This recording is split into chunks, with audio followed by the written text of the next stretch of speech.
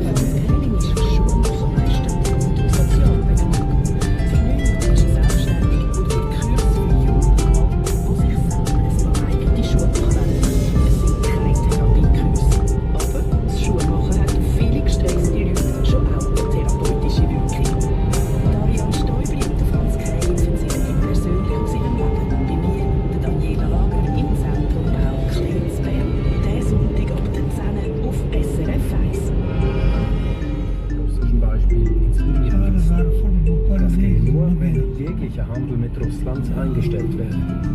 Zelensky selbst weilte nur virtuell in Davos. Die ukrainische Delegation aus Politikerinnen und Wirtschaftsführern war dennoch stattlich, um die so bewusste die Plattform zu nutzen. Darunter auch der ukrainische Außenminister und Chef